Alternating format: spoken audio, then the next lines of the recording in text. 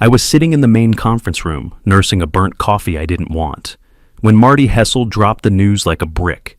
Haley Carver, our fresh-out-of-college summer intern, was getting the quarterly performance bonus. 70 grand. The same 70 grand I'd been lining up for since February.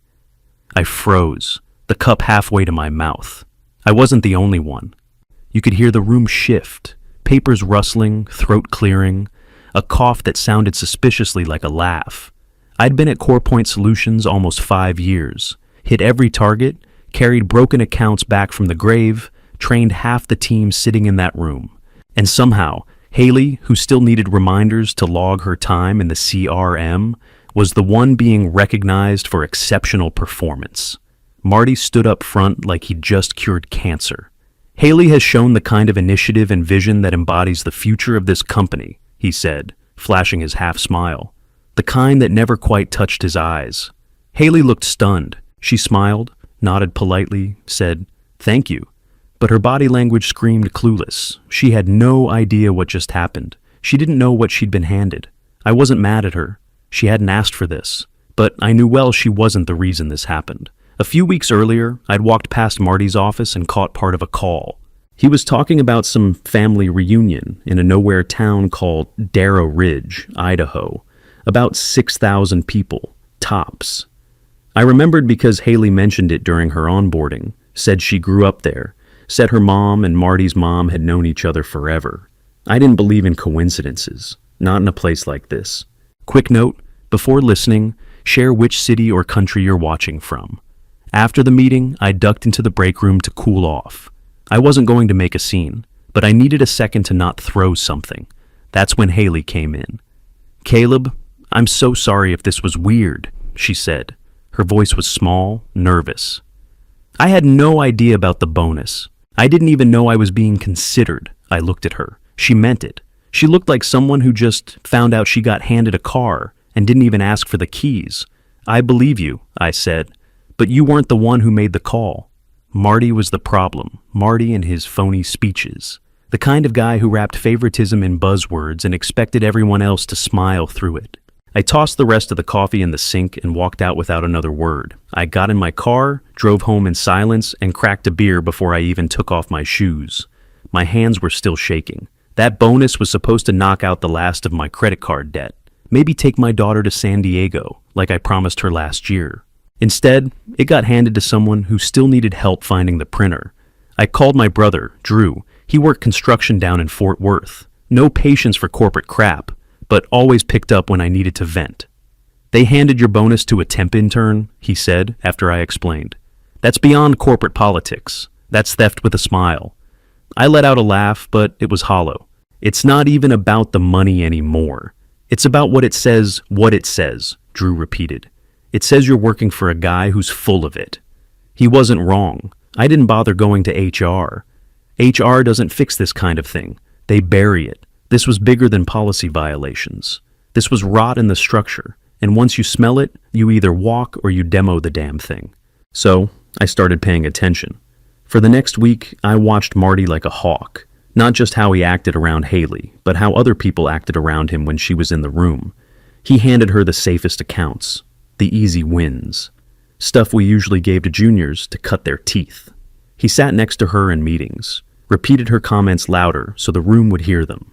Praised her for ideas other people had pitched minutes earlier, and no one said a word. We all just smiled and nodded like this was normal. She got added to a leadership sync that hadn't accepted a new attendee in 3 years. They said it was to develop future leaders. She barely knew what half the acronyms in that room stood for. This wasn't some office fling.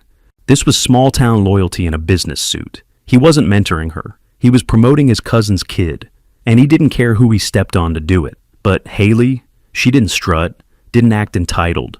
She showed up early, took notes, asked real questions. And yeah, she was green, but not lazy. That's what made this harder. She didn't deserve the firestorm coming her way. I wasn't going to scream. I wasn't going to flip a table or quit in a blaze of middle fingers. Marty didn't deserve that kind of exit. He deserved a lesson. A quiet, slow, patient one.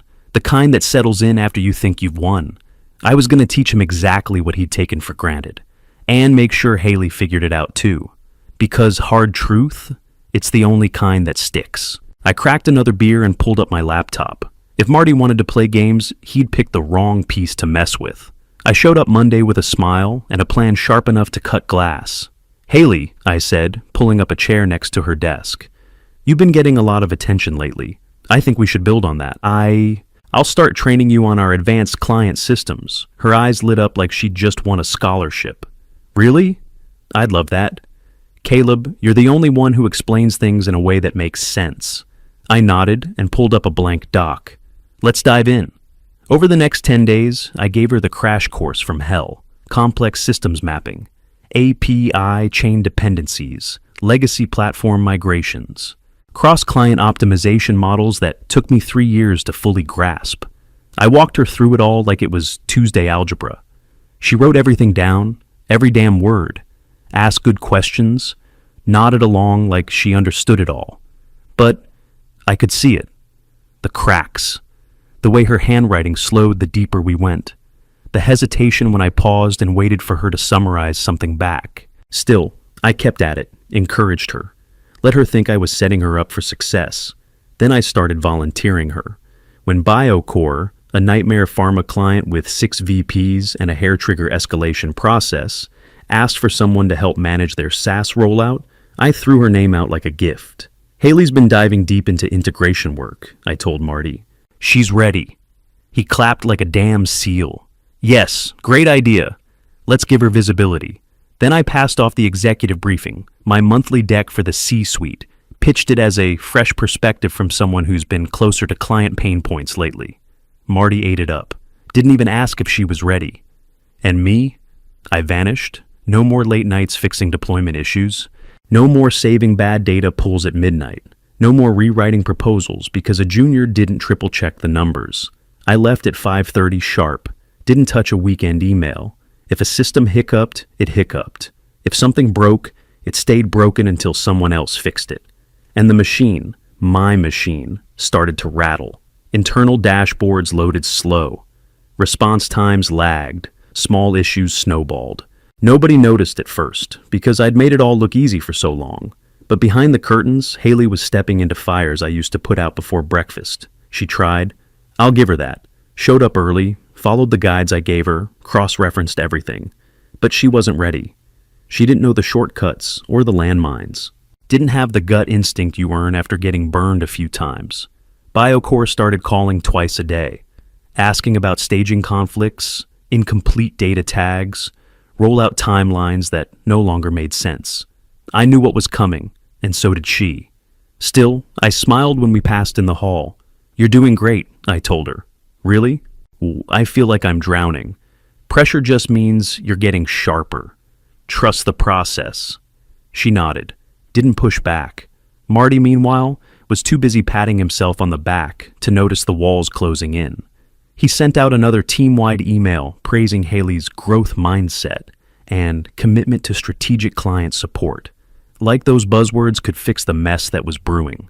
I sat back and watched, didn't lift a finger, because this wasn't sabotage. I wasn't setting her up to fail. I gave her real training, honest chances, but I also gave her the truth, the weight of the job, the part nobody sees until you're the one carrying it. And Marty? He wanted a prodigy, a shortcut, someone he could point to and say, "Look what I built." So I let him. And I made damn sure he didn't see the storm until he was already standing in it. By week 3, the dominoes started tipping hard and fast. Haley's rollout with BioCore hit 3 snags in 48 hours. First, she misread the client's internal ticketing structure and sent our dev team the wrong integration specs.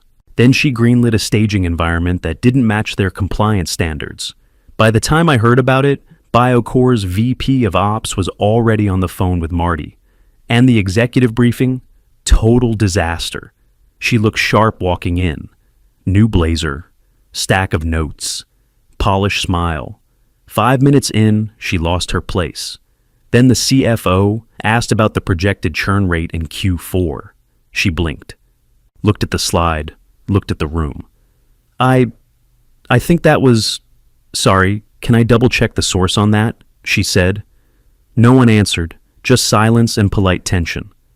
Marty jumped in, smoothed it over with a joke and some vague comment about emerging talent still finding their stride. But after the meeting, his face was tight, jaw clenched, hands shoved deep in his pockets. The glow was starting to wear off. Haley started lingering near my desk more. "Caleb, do you have a second?" she'd ask, holding her notepad like a shield. "Of course," I'd say, smiling. But I didn't solve things for her. I just asked questions, pushed the ball back into her court. "What do you think the client's expecting here? Did you cross-check the data sources before building the report?" "Sounds like a solid approach. Just make sure you verify it with legal." Encouraging, not rescuing. She nodded, scribbled things down, always polite, always grateful. But I saw it in her eyes, panic behind the posture. She wanted me to fix it, to take the pressure off her shoulders and carry it like I always had. But that was the point. I wasn't carrying anything that wasn't mine anymore. Meanwhile, the system issues stacked up like dirty dishes. One longtime client escalated a complaint about platform lag and reporting errors. Another paused their Phase 2 rollout, citing internal confusion on delivery timelines, which was corporate speak for your team screwed up. People started looking around, asking quiet questions. One junior analyst knocked on my cube and asked if the system outages were expected or if they should flag them. I told her to bring it to Haley. Her eyes got big, and she backed out without another word. Marty started getting CC'd on director-level complaints. He replied with tight diplomatic nonsense about optimization cycles and adjustments to meet evolving client needs, which translated to, "We're spinning plates and hoping no one drops one." Then on Thursday, Marty called me into his office. He didn't look smug anymore. No performance speak or buzzword salad, just circles under his eyes and tension in his jaw. "Caleb," he said, motioning for me to sit. "We're dealing with a few urgent priorities. Some concerns from BioCore, a hiccup with Jensen Financial, and I know the integration team's been stretched. I'd really appreciate it if you could take point. Get things back on track."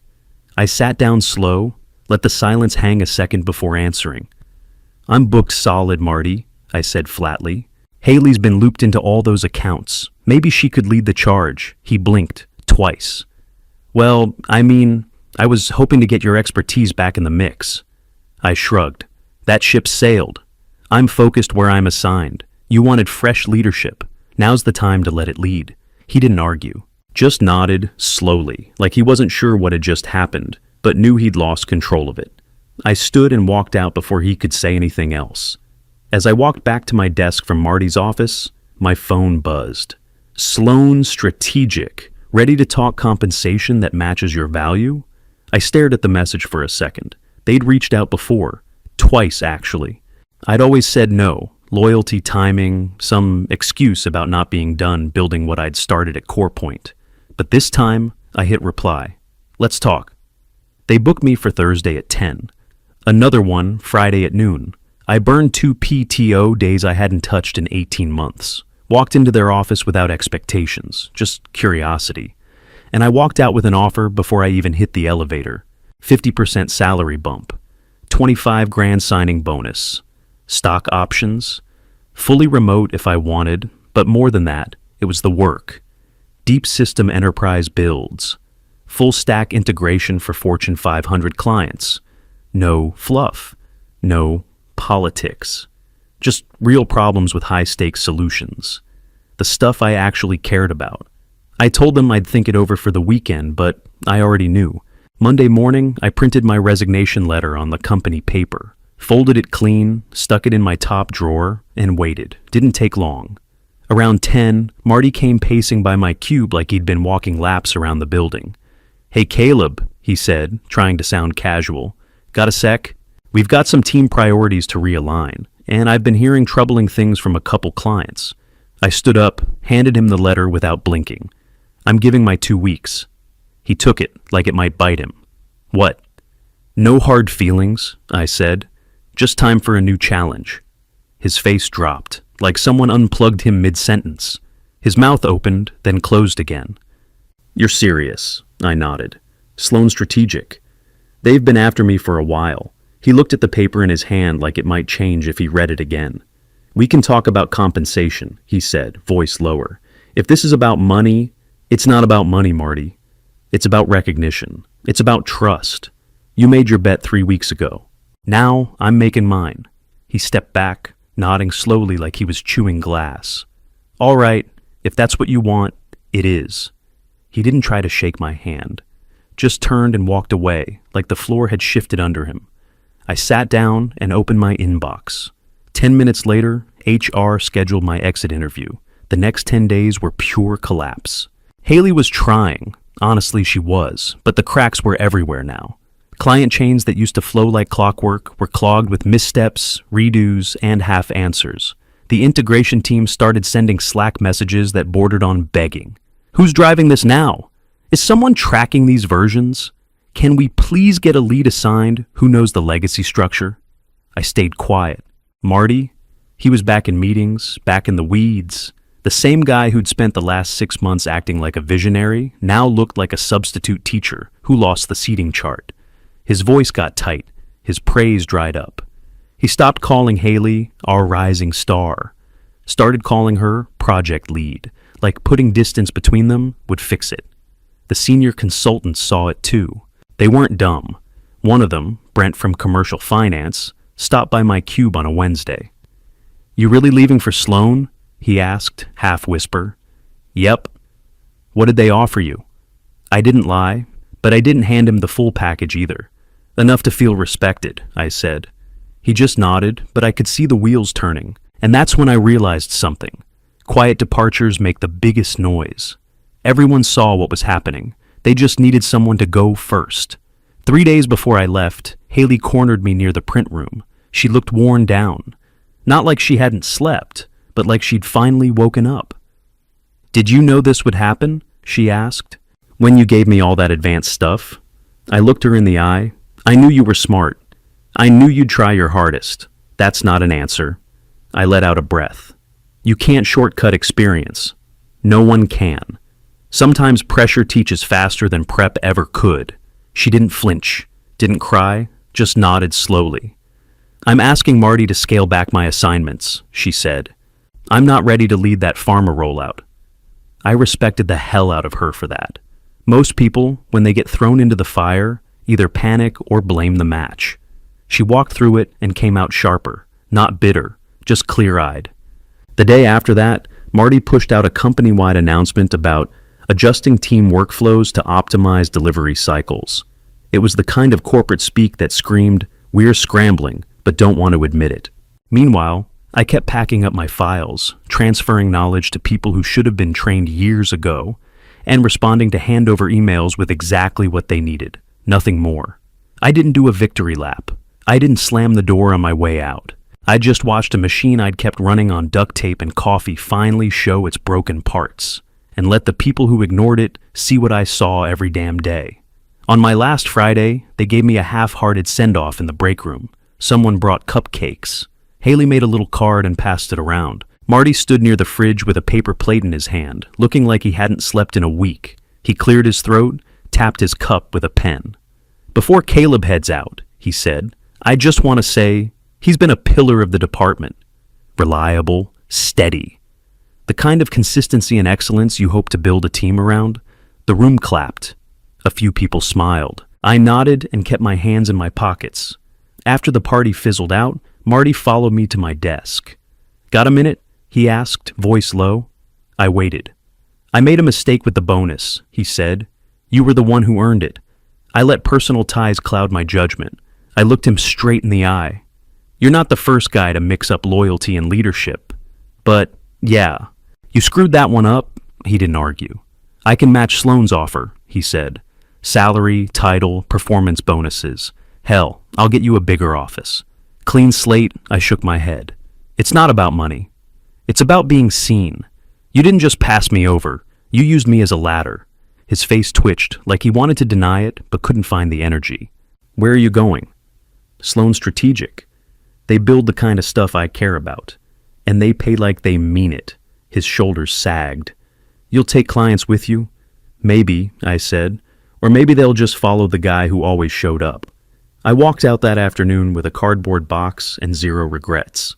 A month later, Haley sent me a LinkedIn message. She'd stepped back into a support role, focused on learning the foundation instead of skipping steps.